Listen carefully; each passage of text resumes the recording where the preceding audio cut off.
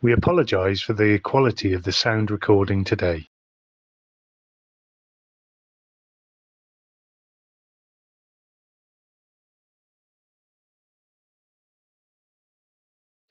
I just want to take us on a short journey through the book of Judges. It's going to be 5 weeks, so we live up to Pentecost Sunday. Pentecost Sunday, if you don't know, is the birthday of the church. Pentecost Sunday was the day the church was born, and we're really excited. We've got Deacon again coming down. She's coming back to Newbridge. She wasn't able to make it for our centenary celebrations back in November, but she promised me that she would kind of make it up to us. So she's coming on Pentecost Sunday. If you don't know Dee is the national leader for Assemblies of God in Wales. We're an Assemblies of God church. We're connected relationally to a national movement of nearly 700 churches around the country. Dee Gentlin leads Wales. Incredible speaker. If you've ever sat under her teaching, she just brings a word of power, of real encouragement, a real anointing on her life and on her leadership. So just want to encourage you, 19th of May, make sure you're here for that. It's going to be a really, really great Sunday. I want to be honest with you and say, when we sat down to kind of plan the next 2 months and when we landed on this series, I got a little bit excited because I love Judges. It's probably if it's not my favourite, it's my second favourite book in the whole Bible. And in Judges are two of my favourite stories in the whole Bible. The story of Gideon, and the other I'll come to in a minute. But if you've never read Judges is a book that takes us from the time after the Exodus into kind of the time when we get to the Kings, when we get into King David and King Solomon and all those things. And so after the Exodus, we have this wandering in the desert where the Israelites leave Egypt. There's been 40 years wandering in the desert, and they land in Canaan. You can read through Joshua, and Joshua talk about how they get into Canaan. But Judges is all about this repeating pattern of a nation that is unable to remain faithful to God. It's a constant kind of repetition where they keep turning away from God. They have this land, God has given them this land, they get into the land, and then they turn away from God. So they get conquered and they get oppressed, and so they cry out to God, and God sends a rescuer or a judge, and this judge leads them out, he saves them, he brings them out of their slavery, and they're liberated, and they say, God, we're going to dedicate our lives to you again, and a couple of years later, they turn away from God. So they get oppressed again.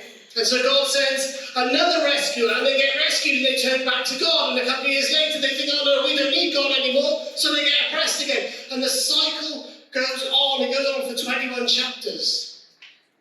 We call it the cycle of apostasy.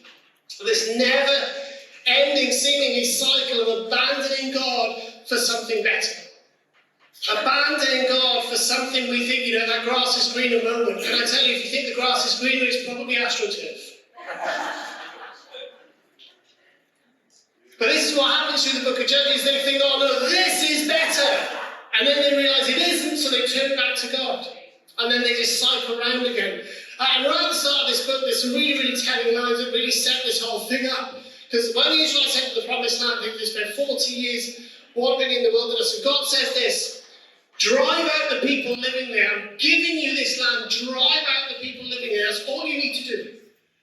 And if you read Judges chapter 1, I won't go into it today, but you'll see this systematic failure of their inability to drive the people out of the land. From verse 19 to the end of chapter 1, we read that this tribe failed to drive out these people, and this tribe failed to drive out these people, and this tribe failed to drive out these people. And what you see is that instead of driving people out, they take them as slaves. Instead of driving them out, they say, oh no, I'm going to control you. Instead of driving them out, actually they make compromises and say, well, you can continue doing that as long as you don't bother me. And if you pick up in Judges chapter 3, where we're going to pick up, there's a really interesting line in verse 5. She says this, the people of Israel lived among the Canaanites. Whose land is it? Israel's. But they are living among the Canaanites. It's not the Canaanites who like to live among Israel anymore. It's the people of Israel are living in their own land among the Canaanites. Isn't that funny? I think it's a modern parable. That we're living in our own land among. It's a small verse, but it carries massive importance. the balance of power has shifted, that rather than being the dominant nation, the Israelites have slowly assimilated into the culture, they've slowly assimilated into the practice of those around them, they start intermarrying, they start getting into pagan worship, the stories of God don't get passed down, and instead of people living in the land of Israel, the people of Israel end up living in essentially their land. They surrendered their land and their territory to these foreign people groups. And can I suggest there are things in our lives that God says drive out. But rather than drive them out, we try and control them. There are things in our lives that God says you need to get rid of that. But actually we say, no, I'll make a compromise with it, because if it's not hurting me, then I'll just leave it there. Maybe there's habits and attitudes in our lives that we know God has told us to drive out, we know God has told us to get rid of, but we've tried to control it and say, no, I'll make a deal with you. You can stay as long as you don't affect me. Guess what it does? Or God says, I want you to drive out that bad habit, I want you to drive out that sinful habit, that sinful thoughts, and you say to that thing, no, you can stay, just don't get in my way. I'm going to try and control you and suppress you kind of in my own strength rather than let God help me drive you out. And every time we read through Judges, this decision to say, no, I'm going to make a compromise and you can stay, actually comes back to bite them every time. And the cycle starts again.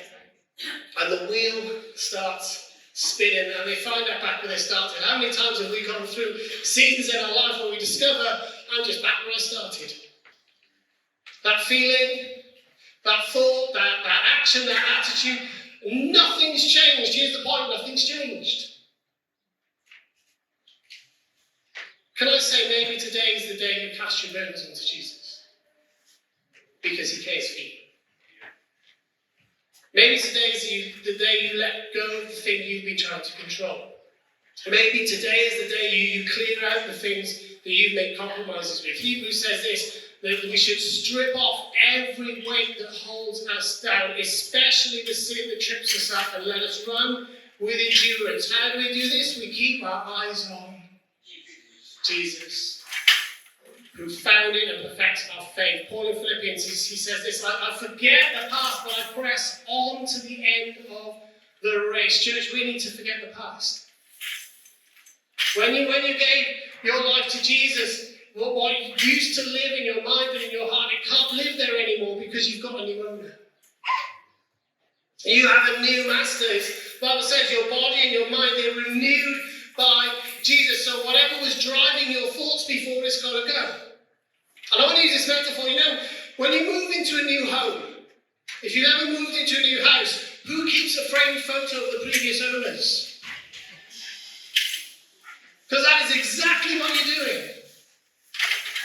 You move into this new house and you decide, I'm going to put a framed photo of the new owners and they can come back and use my washing machine and they can come back and use my attic and do you know what? I'll even give them the key just in case they want to come back. And that's what we do.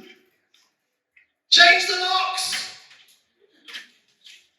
I think that's a word for someone. There's things in your life that you've cleared out, but you've given them a key. Change the locks. Anyway, Judges 3, we get this instruction, and it says this, that the people, the Israelites are in the land, and it says this, that there were people left in the land to test the Israelites who have not experienced the wars of Canaan. So we have this generation before, they've come into Jericho, they've walked around Jericho, they've conquered the land, and now they've gone, they've died, so now we have a generation who've never tasted war. I'm in a generation that's never tasted war. I'm in generation, I'm a millennial apparently. I thought I was Gen X, but I missed it by a year. I don't think it matters. But you know, whether you're a boomer or whether you're a millennial or Gen X or Gen Y, you've never gone to war to protect your country. But we have ancestors that have. We've got grandparents and great-grandparents who fought in the Second World War. I want to be careful because I don't want to kind of discount people who are serving now in the different armed forces because we've seen combat. But what I'm trying to get to is, as a generation, we've never been to war. And I know there's been the Falklands, and there's been Iraq and Afghanistan and Bosnia. I get that there's been conflict, but I'm talking about as a nation, we've never been conscripted. Do you know what I'm trying to say? So yes, there's been conflict, and I'm all for kind of our armed forces protecting our freedoms and all that. But what I'm saying is, as a nation, we haven't gone back to 1939. And so this is what we have. We have a generation who's never had to fight. And it says God did this to teach warfare to generations of Israelites who had no experience in battle. He did it to teach the Israelites how to fight.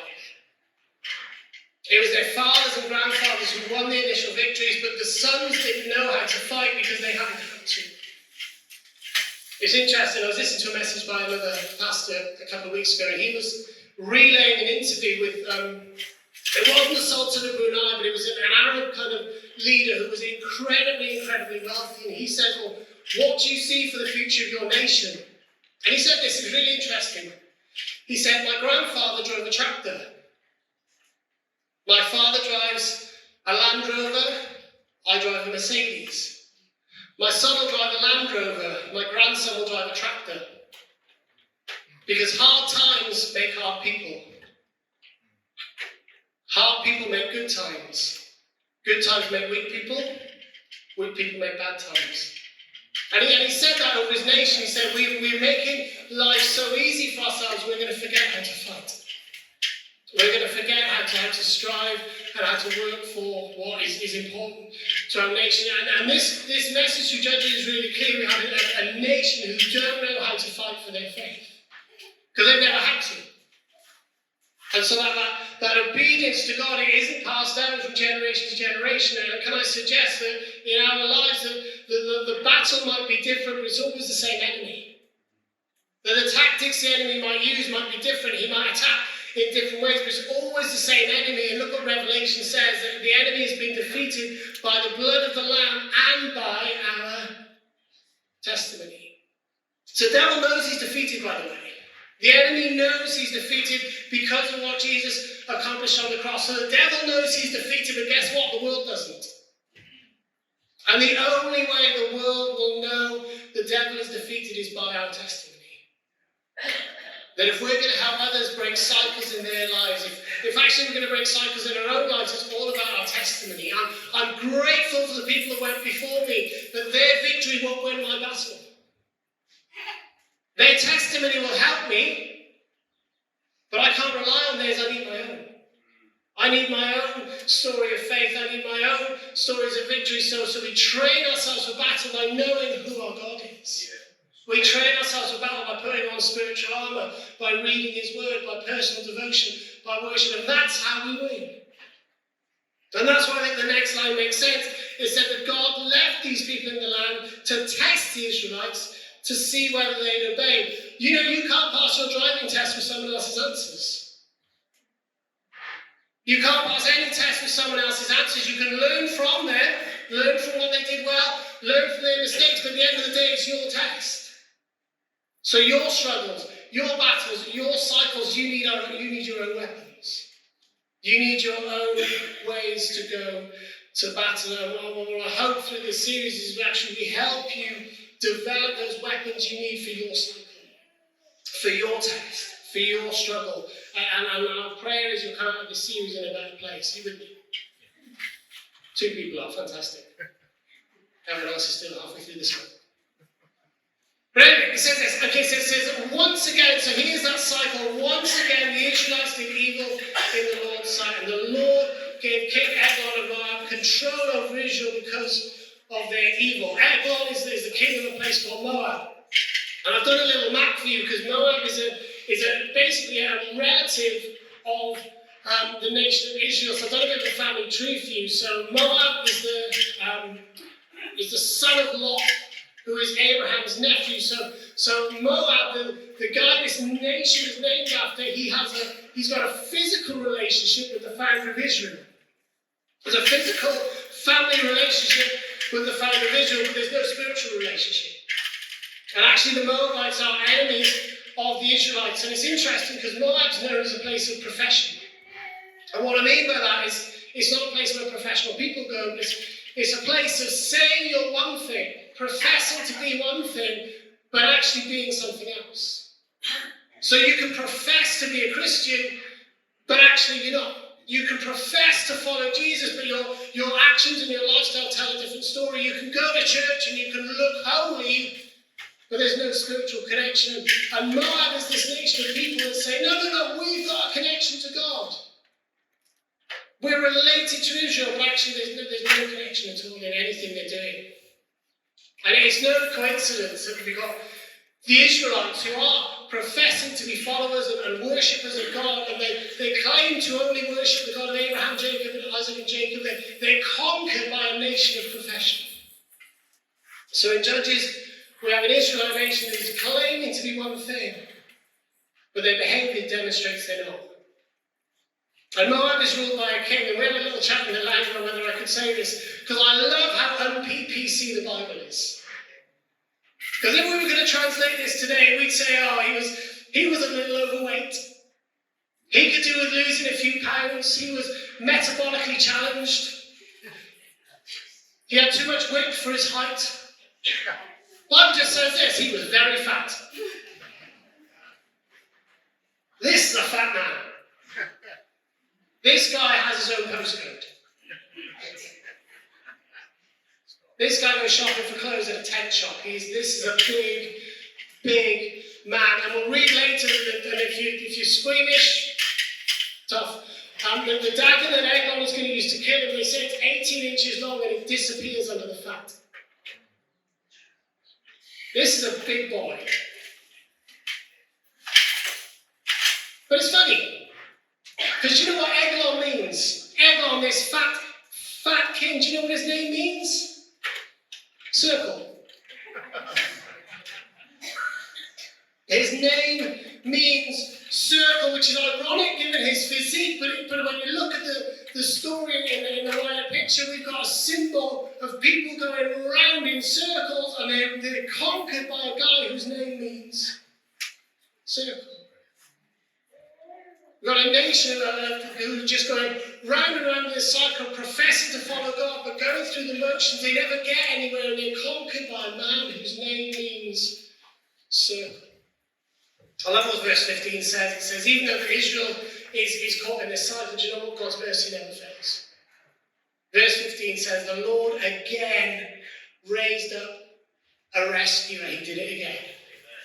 Can I tell you, if God's done it once, he can do it again. If he set you free once, he can do it again. If he's healed once, he can do it again. God is the same yesterday, today, and forever. What he did once, he can do again. And even when we've had our once again moments, when we've had our moments when we mess up again, and we mess up again, and we mess up again. They're our once again moments. God, I've messed up once again. Do you know what? God has once again moments, because once again he steps in. Once again, he brings us out of the mess we got ourselves in. And waiting in the wings for his big moment is a guy called Ehud. I love Ehud. Ehud the lefty. Left-handed guy from the lowest tribe in Israel. It's interesting because the text, if you read the Hebrew, it doesn't say he was left-handed. The original Hebrew says his right hand was withered. So essentially saying, here's a disabled guy. Because if you couldn't use your right hand in that time, you were essentially disabled. So you have Ehud, the disabled, left-handed messenger boy who couldn't get into the army because of his right hand. And Ehud, we read, is known to the palace, and he's kind of the guy who has to send this tribute to Eglon. And probably, if you read into the text a little bit more around it, you'll see that he's probably spent months or even years getting familiar with the palace, getting familiar with the routines of the guards, getting familiar with how they check visitors for weapons. So he fashions this 18-inch double-edged dagger, and he straps it to his right thigh. Because he knew when the guards would check for weapons, they only checked the left.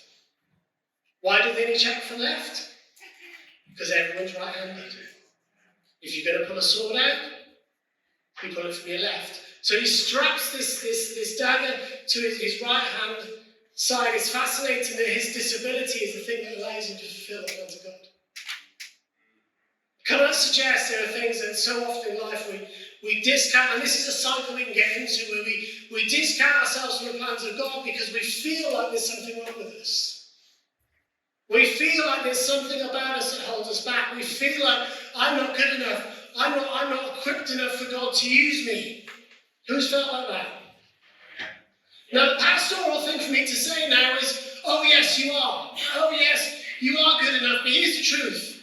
You're not. So get over yourself. Because if we think we're not good enough, we've missed the point. If we think we're not good enough, we've made it about ourselves. Paul says in Philippians, I can do all things in my own strength, in my own ability, in my own talents, no, through Christ who strengthens me. We sang earlier this morning, in my weakness. It says in Ephesians, be strong in the Lord and in whose mighty power? His. Church is not about you. It's about him. It's about his power working in you. And I can tell you there are so many things I know that I am not good enough to do in my own strength. I've got little kind of habits and foibles and insecurities that I know they're going to hold me back. But I have to choose daily not to be strong in me, but be strong in God. And I've got to let him be God. Because he knows me. He knows every hair on my head. He knew me before I was born. He knows every day of my life. It says that he planned every day of my life for me. So what am I going to do? But let God be God. And I want to just encourage you, if you think you're not good enough for God to use, all you've got to do is just bring what you've got. I love this moment. This isn't in my notes, but there's a moment in Moses' life where he's in the desert and he's got this stick and Moses is saying, oh God, this is bad, this is bad, this is bad. And God says, what's in your hand? And Moses has got this stick. And it says that Moses laid down his stick and God touched it and it changed. And what happened there was Moses picked up, it says in the text, he picked up the staff of God. The God, if you give what you've got to God, God will change it and give it back to you. But you've got to do that first. And I want to ask this question. What is it that you know that God is calling you to do, but you haven't because you focus too much on why you can't and not on why he can? So there are things in your life that you know God is calling you to do. There's passion in your heart to do things for God, but you're thinking, oh, I can't do that. Well, can I tell you, no, you can't, but he can. If you want to break a cycle, some people might have this cycle in their lives where you think, no, I can't. And the only way I can tell you to break this cycle is saying, well, no, you can't, but he can. And often you have goes, and it's interesting because we don't get this in the text because there's a writer called Josephus who retells this narrative, and he says that probably Ehud was probably known by Eglon and probably trusted by him, and Ehud worked his way into his confidence, which makes sense later, because later in the story, Ehud is able to walk right up to this unguarded king, and he brings this tribute. And he drops off this tribute, and it would have been this big box of kind of fruit and vegetables and money. And they drop this tribute off, and they head home, job done. And I love this line. It says, when they got to the stone idols near Gilgal, he turned back. Now you might read that and think, oh, that's just a little bit of narrative. I think everything's in the Bible for a reason. Because when you look at the text and the history, the Gilgal, these stone idols, was a place just north of Jericho, and it's the place the Israelites camped after crossing the Jordan. So you can read in Joshua that the people of Israel, they crossed them. We got that incredible story of God kind of stopping the water in the Jordan, and they walk over, and God says, take these stones from the middle of the river and make a monument to me here to remind you of what I did, to remind you of who I am, to remind you of my power, and to remind you that this is your land. And Ahab gets to these idols, and suddenly it all comes back. Suddenly that whole story comes back to him, and he remembered the God who brought the Israelites out of Egypt. He remembered the God who who brought Moses and the Israelites across the Red Sea, across the Jordan River, and he remembered the God who brought them into the land. He promised them this was the place that reminded them this was their land. And the text says idols, which is really interesting because maybe Joshua's stones have been replaced by pagan idols. The stones that remind Ehud where he came from, they've been replaced by a pagan symbol, and it finally infuriates Ehud enough to turn back. Can I suggest there are monuments and moments in our lives that will remind you of the time that God broke in. They'll remind you of the time that God worked in your life, when God did something you can't explain, or when God revealed himself to you, or when God spoke to you in a way that was totally unmistakable and it was totally unforgettable. Can I suggest, don't allow those moments to get replaced by idols of comfort, or idols of culture, or idols of cynicism. We think, oh well, that was just a coincidence. That's just the way things happen. No, those idols are there. Those monuments are there because they remind us of what God has done. They're there to point the way forward. I'm going to admit this now. I'm a hoarder. I keep all sorts of absolute garbage. I really, really do. And I have to every couple of months I've got to be a bit ruthless and just throw things away. But I used to go to Spring Harvest every year. It was kind of one of these funny things that I was a very, very Sunday Christian. Very Sunday Christian. The rest of my week I was doing whatever I wanted. But I always went to Spring Harvest. Which is, don't ask me how I can justify that. But anyway, I was going through this time where I was trying to get back into God's good books because I was awful. And I was just trying to work my way, God, what do you want me to do in my life? I was just trying to find God again. And I knew I was going to leave Wales, and I had this opportunity to go to Exeter. Can I be honest with you, I didn't want to go. I wanted to stay in Wales. And I remember going to Spring Harvest and praying, driving down there, and said, okay, God, A, if you're real, and B, if you want me to do this, if you want me to move to Exeter, you're going to show me while I'm here. And we got to Spring Harvest, and I went to a Bible study by a guy called Russell Rowe. And I was sat in the meeting, and I'm sat next to this lady, probably a couple of years older than me, and we start chit-chatting, blah, blah, blah, blah, blah, where are you from? And she said, so what are you doing? I said, well, I live in Wales at the moment, but I'm just really praying about a move. She said, oh, where are you thinking of moving to? I said, well, Exeter. She said, I'm from Exeter. So we start chatting, and she starts talking to me about the city and about different churches and different things. And I'm thinking, okay. God, do it again. Do that again. So the week goes now. So let's say this is the Monday. We're coming on Thursday, and I go to the same Bible study with the same teacher, and I sit in the same place, and a guy sits next to me. Hi, how's it going? Blah, blah, blah, blah, blah. How's your week been? Where are you from? I'm from South Wales. What are you doing at the moment? Well, I'm working here, but I'm just praying about moving. Where are you moving to? I'm moving to Exeter. I'm from Exeter.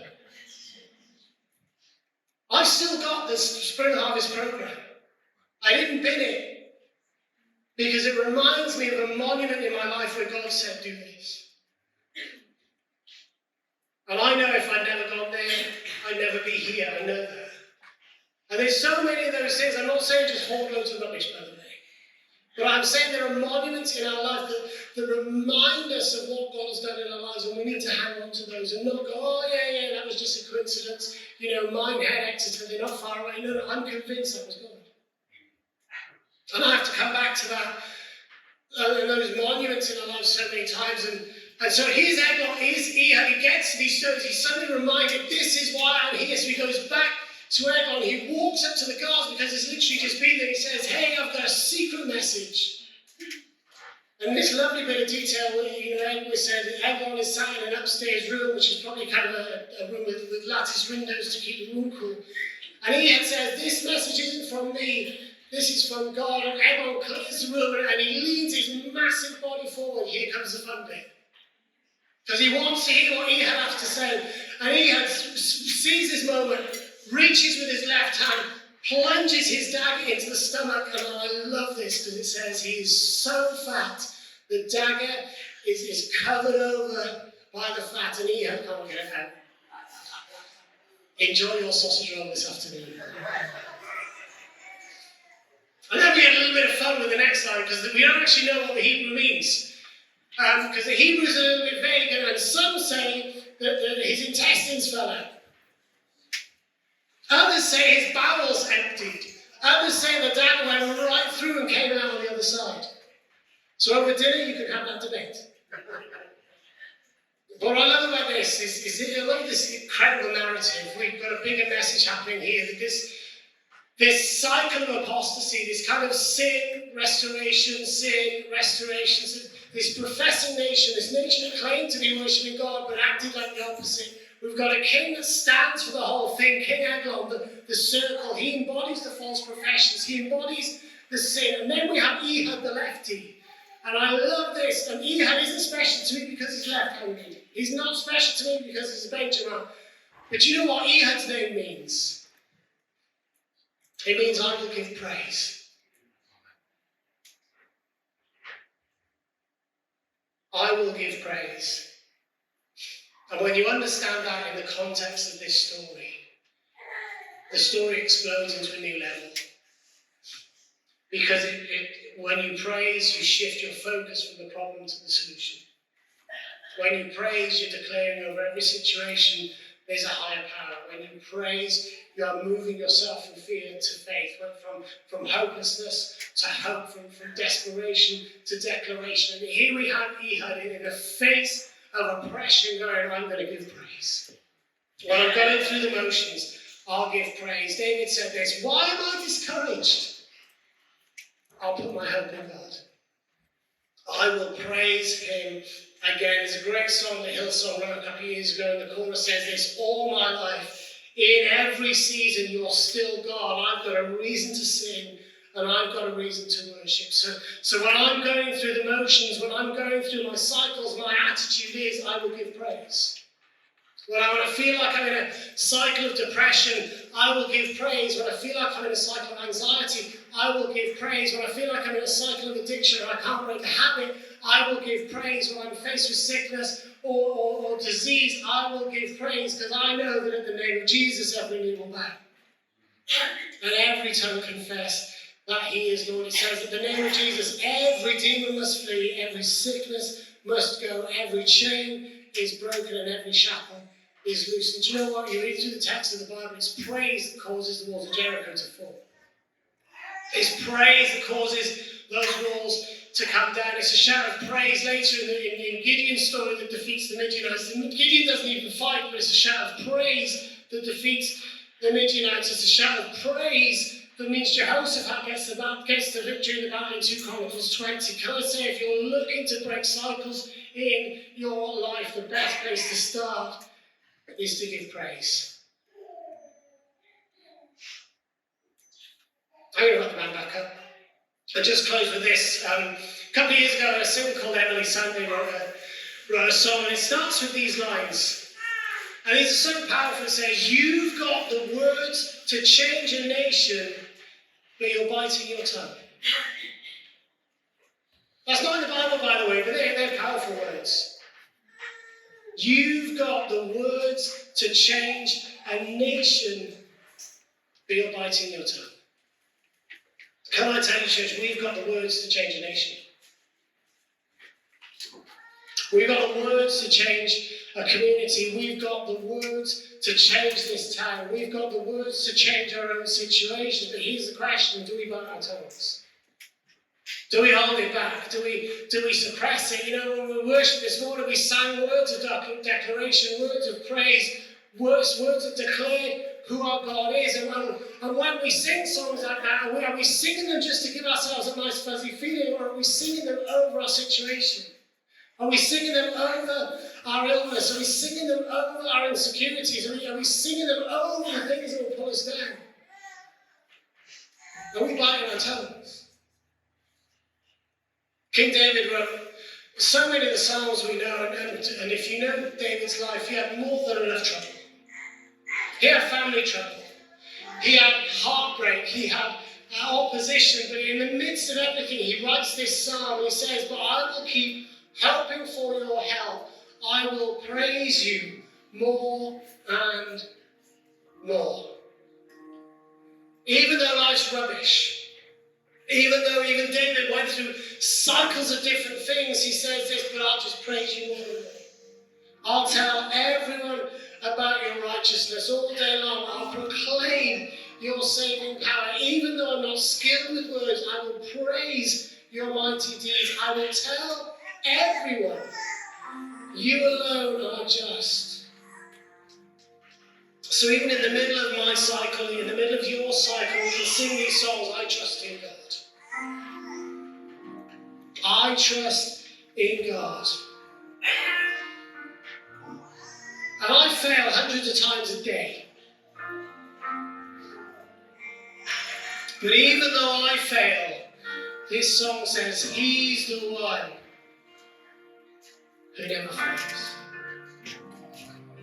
Even though I might struggle with anxiety, or I might struggle with low self-esteem, or I might struggle with stress, or I might struggle with loads of things, I know the author of tomorrow has ordered my steps.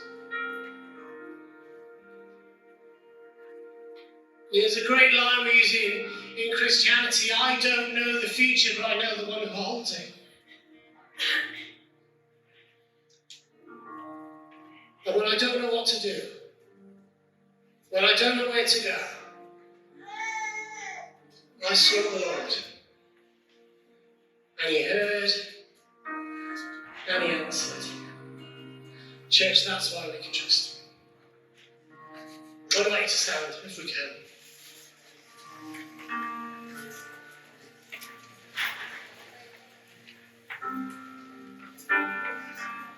Father God, we want to bring our cycles to you. They may be cycles of anxiety, cycles of depression, cycles of not feeling good enough, cycles of allowing things that shouldn't be in our lives to come back in.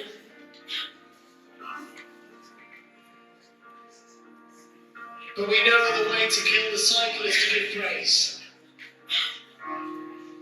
So today, God, we choose to kill our cycles, to end our cycles. We choose to give praise. We choose to trust you. That God, we know in our strength we're not enough. But you're the one who never fails. That when we call on you, you hear and you answer. And you hear and you answer. And you hear and you answer. And God, that's your cycle. That you hear and you answer. And help us to trust you in every moment, in every situation, in every season. God, wherever we are in our cycle, we know we can break it when we say, I trust in God. I'm going to give praise. Thank you, God.